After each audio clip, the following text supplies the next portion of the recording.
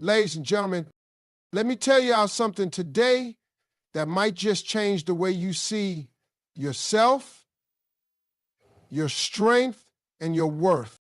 Let's be real about something that most folks miss. You look at someone who's avoidant, you know the type. They're hot one day, cold the next. They get close enough to keep you hanging, but distant enough to never really let you in. And when you look at them, it's easy to think they're confident. It's easy to think they're tough, that they don't care, that they're just naturally independent. But let me open your eyes to something deeper. Most avoidants are not built on strength. They are built on fear. And not just any fear, a deep, soul-shaking fear of abandonment. They might act like they don't need anybody. They might even say it out loud. I don't get attached easily. I like my space. I don't do feelings like that. But underneath all that tough talk is a heart that is terrified of being left. A heart that is terrified of needing someone and getting disappointed. A heart that has been hurt before, maybe so early, maybe so often, that it decided a long time ago, I'll never let anybody have that kind of power over me again. See, it's not that they don't want love. It's not that they don't crave connection. They do. Oh, they crave it so badly it hurts. But the idea of needing someone feels like putting a loaded gun to their own head and handing you the trigger. So what do? They build walls, high walls, thick walls. And behind those walls, they live with their fear, pretending they don't feel it. You reach out to them with kindness, with patience, with love, and instead of embracing it, they flinch. They act like you're asking for too much. They act like your love is a burden, not because it is, but because inside they are already preparing themselves for you to walk away. They expect it, they're counting down the days because somewhere in their past, maybe it was a parent who wasn't consistent, maybe it was betrayal, maybe it was heartbreak after heartbreak. They learned that love doesn't last, that people say they care and then they leave, that when you open up, you get hurt. So when you come close, when you get too real, too warm, too genuine, it scares them. It threatens their whole survival system. Their mind says, if you get too close, you'll get hurt. If you depend on them, you'll be abandoned. Better to stay distant, better to leave before they do. They need to be clear so they can do the internal work. It's not logical. It's not mature, but it is real for them. They don't even always know they're doing it. They'll pick fights over nothing. They'll find faults that aren't really there. They'll sabotage the whole thing just so they can feel safe again, safe behind that wall, safe in loneliness they can control rather than intimacy they can't. And here's where it gets even deeper. When you finally step back, when you stop chasing, stop explaining, stop justifying your love, when you go quiet, that fear inside them doesn't magically disappear. No, it grows louder. The abandonment they were so afraid of, now it's real. But it wasn't you who abandoned them. It was their own fear that pushed you away, their own walls that locked you out. They are left alone, staring at the wreckage they caused, trapped inside the very loneliness they spent so long trying to avoid. Ladies and gentlemen, I need you to understand this because it's powerful. It's not your job to heal that in them. It's not your burden to carry. You could love them with everything you have, patiently, purely, perfectly, and still not be able to save them from themselves. But not because healing that kind of fear, that kind of deep abandonment wound takes more than a good partner. It takes self-awareness, it takes work. They have to choose to do, and no amount of your light can fix somebody who's determined to sit in the dark. So when you realize the truth that the coldness, the distance, the mixed signals were never about your worth, you get your power back. You stop thinking you have to prove you're good enough to be loved. You stop thinking that if you were just less emotional or less needy or less available, they would finally choose you. No, ma'am. No, sir. Their fear was never your fault. Their emotional walls were never your responsibility. Your only job was to love with an open heart. And when that love wasn't met with open arms, your only duty was to love yourself enough to walk away. When you decide to go no contact with someone who has an avoidant heart, you're not just pulling away physically, you are setting off an earthquake inside of them. You are confronting them with something they have been running from their entire lives, their own emotions. Avoidant people are masters of distraction. They stay busy, they stay unavailable, they stay one step ahead of any feeling that might actually force them to sit down and deal with what's going on inside. Feelings are dangerous to them. Feelings are heavy. Feelings mean vulnerability. And vulnerability means risk. So they spend their whole lives building ways to escape feeling too much. They ghost people, they pick fights, they bury themselves in work or in meaningless relationships that don't ask too much of them. Anything to avoid standing still and listening to what's really happening in their hearts. But no contact strips all that away. No contact pulls the rug out from under their coping mechanisms. No contact says, I'm not here for you to use as a safety net anymore. I'm not here for you to half love when it's convenient.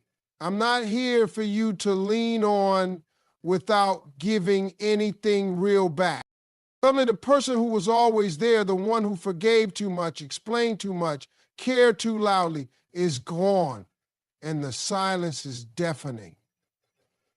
That silence doesn't just sit in the air, it sits heavy on their chest. It's in the empty text thread they keep checking. It's in the moments they scroll through pictures and wonder why they feel so hollow. It's in the late night loneliness they can't numb no matter how hard. Avoidants don't like to admit they need anyone. They take pride in being independent and not relying on anybody else. But deep down, they needed you more than they ever let on. They needed your presence, your reassurance, your steady love that said, even when you push, I'm still here. When you walk away, truly walk away, it forces them to face a brutal truth.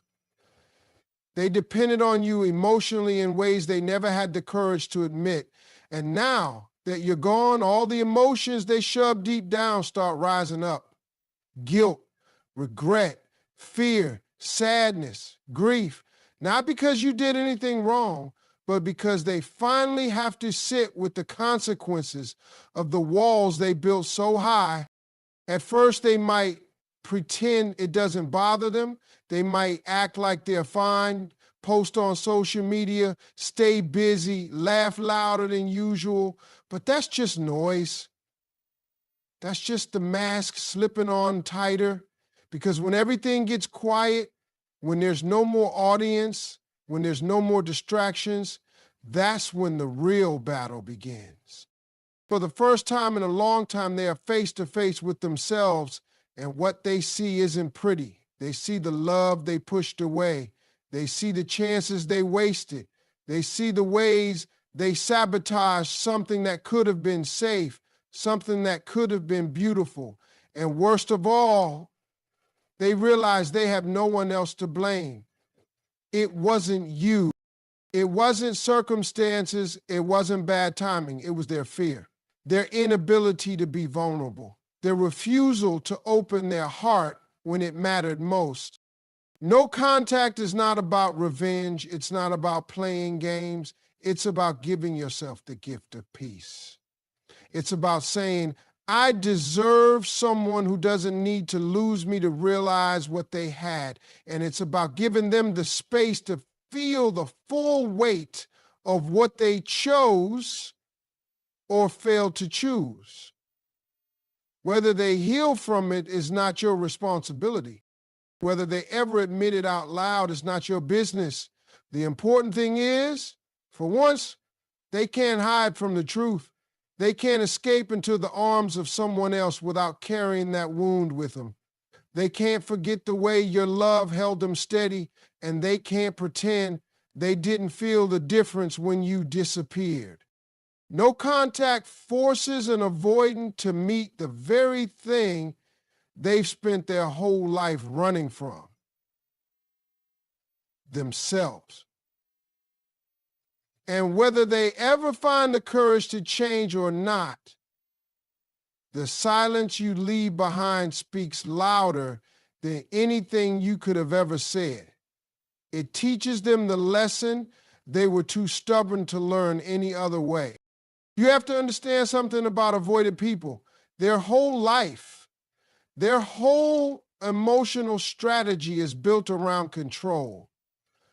They want to control when they get close, how much they give, when they pull back, when they disappear. Control makes them feel safe. Control is how they keep themselves from getting hurt. It's how they convince themselves that no one can ever truly reach them or leave them vulnerable. They decide when they show affection. They decide when they withdraw it. They believe that as long as they're holding the steering wheel, they'll never crash. They think they can manage love like a business deal, keeping it at just enough distance to enjoy the warmth but never get burned by the fire. But here's what they never planned for: your silence, your absence, your decision to no longer play the game. See, they are used to being the one who dictates the rhythm.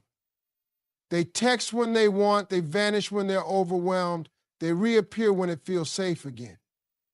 And the people who love them, the givers, the healers, the ones with open hearts, usually forgive them over and over again, hoping that maybe this time will be different.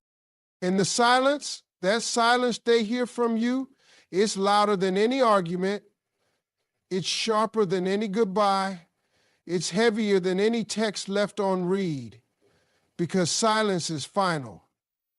Silence is power. Silence says everything without saying a single word. And to someone who is used to controlling emotional distance, that silence feels like chaos. It feels like the ground crumbling beneath their feet, because now they are the one waiting. Now they are the one wondering. Now they are the one pacing the floor, asking themselves, why aren't they chasing me anymore? Why aren't they fighting for me? And deep down, whether they admit it or not, they know the answer. They pushed too hard. They played too many games. They thought you would always be there. They thought you would always accept the bare minimum because your heart was too kind to leave. But your silence shows them something they didn't expect: that you have boundaries, that your love was strong, yes, but so is your self-respect, that you know when to hold on and when to let go. And nothing shakes an avoidant more than realizing they underestimated you. Nothing humbles them faster than seeing that the person they thought they could string along without consequences finally stepped into their own power. Silence turns the tables. Silence forces them to sit with themselves and all the ugly truths they tried so hard to avoid. They are no longer in charge. They are no longer the one pulling the strings. They are just another human being facing the consequences of their emotional cowardice. They may try to distract themselves at first. They may jump into another connection, post happy pictures, act unbothered, but none of it fills the space you used to occupy, because deep down, they know. Deep down, they feel it. The absence of your energy, your patience, your understanding, your forgiveness. It's a void they created, but it's a void they don't know how to fill. And the longer the silence stretches on, the louder the truth becomes. They are not in control anymore. They never were. Control was just the armor they wore to keep their hearts from getting broken. But in the end, it wasn't love that broke them. It was their own walls, their own games, their own refusal to be real. Look, ladies and gentlemen, remember this. You didn't lose anything by going silent. You didn't lose anything by walking away. You reminded someone who thought they could play with your heart that love isn't a game. And your silence, your peace, your strength, it's the lesson they never saw coming. Absence has a power that nothing else does. You see, when you're present in someone's life, when you're texting good morning, showing up when they need you, loving them even when they make it hard, they get used to it. They get used to you being there, like the sun rising every day, like the air they breathe. They stop noticing it. They take it for granted, especially the avoidant ones, the ones who think that love is something they can put on a shelf and pick up whenever they feel like it. They tell themselves, she's not going anywhere. He'll always be there. No matter how cold I get, they'll always reach out. They lull themselves into a false sense of security, believing they have unlimited chances to come and go as they please. But when you remove yourself, when you stop calling, when you stop showing up with all that unconditional love and patience, something shifts inside them. At first, they don't even realize it. They go on like everything's normal. They convince themselves they're fine. Maybe they even feel a strange kind of relief, thinking they've escaped the pressure of emotional intimacy once again. But absence is a quiet teacher. It doesn't shout. It doesn't demand attention. It just sits there. A growing emptiness that they can't escape no matter how fast they run or how busy they keep themselves. And as that absence grows, so does the reflection. They start to notice the little things first. The way nobody checks on them like you did. The way conversations with others feel shallow compared to the depth you offered. The way even victories feel a little emptier because there's no one there to genuinely celebrate with them. They start replaying moments in their mind. The laughter, the comfort, the love that asks for nothing in return. And slowly the walls they built around their heart start to feel less like protection and more like a prison. They begin to realize that the love they pushed away wasn't ordinary. It wasn't replaceable. It wasn't something they could just find again around the corner. And with that realization comes regret. Regret is a heavy weight, ladies and gentlemen. It creeps in late at night when they're lying in bed, staring at the ceiling, wondering why they feel so empty. It haunts them in the quiet moments. The drive to work, the walk through a crowded street, when a memory of you flashes through their mind, uninvited and unshakable. It reminds them that they had something real, something rare, and they let fear drive it away. They start to wish they had answered your calls. They start to wish they had opened up instead of shutting down. They start to wish they had fought a little harder, loved a little deeper, stayed a little longer. But by the time regret sets in, you are no longer standing where they left you. You have grown.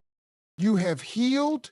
You have moved on in ways they never imagined you could. They thought you'd always be available, but your absence taught them that your love was a privilege, not a guarantee. And here's the part they'll never tell you. They regret not just losing you, but losing the version of themselves they could have become if they had just let love in. Your absence holds up a mirror to their fears, their selfishness, their mistakes. It forces them to confront the reality that pushing you away didn't protect them. It cost them one of the best things they ever had. And no matter how much time passes, no matter who else comes into their life, there will always be a part of them that remembers. There will always be a part of them that wonders what could have been if they had been braver, if they had chosen love over fear.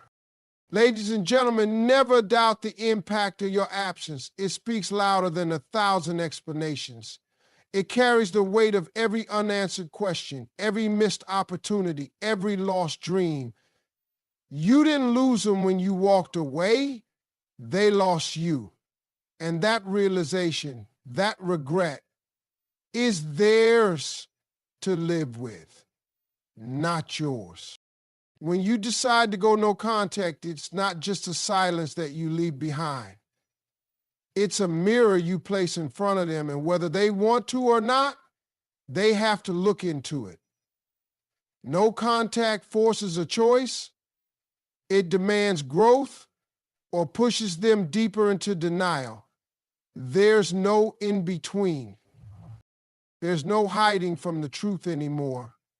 Because when someone who has always kept love at arm's length suddenly feels the real absence of that love, they come face to face with themselves. And that moment is powerful, it is uncomfortable, it is painful, but it is also necessary. Some will try to avoid it. Some will scramble to find distractions, dive into new relationships, convince themselves that you didn't matter that much anyway. They'll tell themselves lies to protect their pride. It wasn't that serious, they'll say. I'm better off. I need someone less emotional.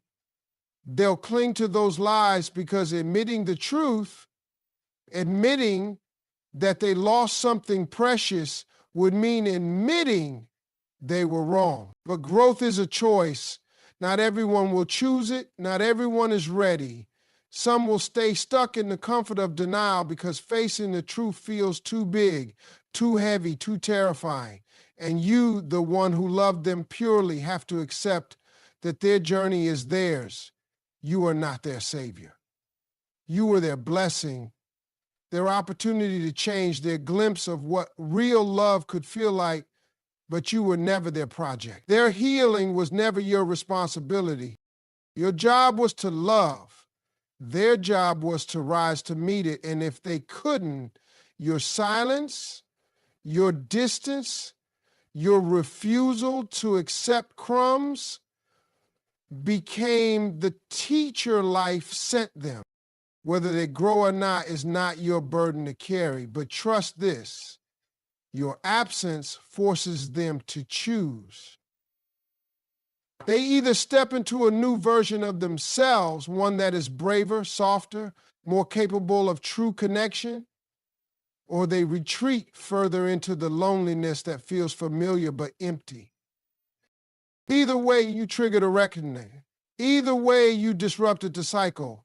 Either way, you were the earthquake that shook the foundation they thought was unshakable. And no matter what they choose, they will never forget the lesson your silence taught them. When we talk about no contact, it's easy to focus only on what the other person is going through. It's easy to wonder if they're missing you, if they're regretting, if they're reflecting. But what often gets overlooked is the miracle happening on your side. The truth is, healing happens for you too, in ways you don't even realize at first, in ways that are deeper and more beautiful than you could imagine when you first decided to walk away. Because in those early days, it's hard, it's brutal, it feels like you're ripping your own heart out. You doubt yourself. You question if you did the right thing. You wonder if you gave up too soon. You wrestle with the memories, the what ifs, the moments that still make you ache. But every day you stay silent. Every day you choose yourself. A tiny piece of you starts coming back to life. A piece that had been neglected. A piece that had been dimmed, silenced, put second, while you kept pouring love into someone who could never fully receive it. And at first, that healing is quiet. It's almost invisible. It's getting through a morning without checking your phone for their name. It's making plans for yourself without secretly hoping they'll call. It's realizing you went a whole afternoon without thinking about them. Little victories that seem small, but are actually massive steps back to your own heart. You start to see yourself differently. You remember the parts of you that had nothing to do with the pain. The parts that loved to laugh, to dream, to hope. The parts that believed in good things, in better days. You start to recognize your own worth, not based on whether someone else sees it, but simply because it's yours. You start to understand that love shouldn't have to be earned, that you are not hard to love, that you never needed to convince anyone to choose you, that real love feels safe, steady, and sure. And somewhere along the way, the ache turns into something else. It turns into gratitude.